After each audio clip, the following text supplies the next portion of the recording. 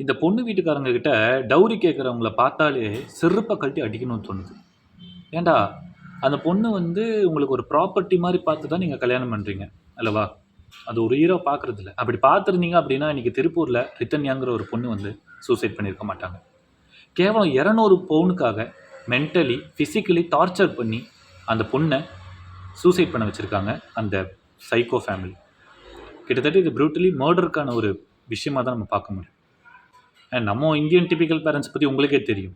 என்னதான் வந்து பொண்ணு மீது வந்து தப்பே இல்லைனாலும் அவங்க பொண்ணு வளைஞ்சு கொடுத்து தான் போகணும், அட்ஜஸ்ட் பண்ணி தான் போகணும் அப்படிங்கிற ஒரு typical Indian parents mind settle இருக்கிறதுனால தான் இன்னைக்கு ஆஃப்டர் மேரேஜ் நிறைய பெண்கள் வந்து பல சித்திரவதைகள் அனுபவித்தும் அது வந்து வெளியே சொல்ல முடியாமல் அவங்களுக்குள்ளேயே போட்டு ஒரு மாதிரி அவங்கள அழிச்சுக்கிறாங்க. என்னைக்கு அந்த மாப்பிள்ளை வீட்டுக்காரங்க எப்போ மாப்பிள்ளைக்கு என்ன போடுவீங்க அப்படின்னு கேட்குறாங்களோ அப்போவே அந்த கல்யாணத்தை அங்கே ஸ்டாப் பண்ணிடுங்க. ஏன்னா இந்த மாதிரி ஒரு கேள்வி வந்துச்சு அப்படின்னாலே உங்கள் பொண்ணை அவங்க செகண்டரி ஆப்ஷனாக தான் பார்க்குறாங்க. அதாவது வெறும் ஒரு பொருளாக, ஒரு அசட்டாக, ஒரு ப்ராப்பர்ட்டியாக மட்டும்தான் பார்க்குறாங்களே தாண்டி அவங்கள ஒரு மனுஷியாக பார்க்குறதே இல்லை.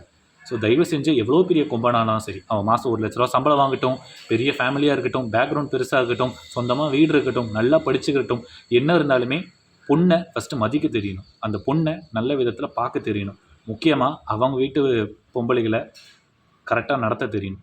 அவன் தான் தனக்கு வரப்போகிற லைஃப் பார்ட்னர் நல்லா நடத்துவான். ஆனால் ஒன்று மட்டும் நல்லா தெரியுது, இந்த கல்யாணங்கிறது வந்து 1000 காலத்து பயிர் நீருன்னெலாம் சொல்லிகிட்டு இருப்பாங்க. ஆனால் இன்றைக்கி வந்து கல்யாணம்லாம் பியூராக ஒரு வேர்ஸ்ட் பிஸ்னஸாக மாறிட்டு இருக்குது. முக்கியமாக அந்த பிஸ்னஸ் ஸ்கேமாக மாறுது. அந்த ஸ்கேமில் ரிதன்யா மாதிரி நிறைய பெண்கள் வந்து பலியாகிட்டு இருக்காங்க.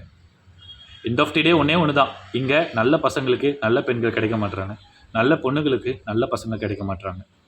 உண்மையிலேயே நல்ல தங்கமான பொண்கள்லாம் இருக்காங்கடா. தயவு செஞ்சு அவங்கள பொண்ணாக பாருங்கள், பொருளாக பார்க்காதீங்க. அவங்க கொண்டு வர தங்கத்தோட அவங்கவுங்க லைஃபுக்கு தங்கமாக இருப்பாங்க. டூ வேர்ஸ்ட்டாக இருக்குது இந்த சொசைட்டியும் இந்த மாதிரி சம்பவங்கள்லாம் பார்க்கும்போது.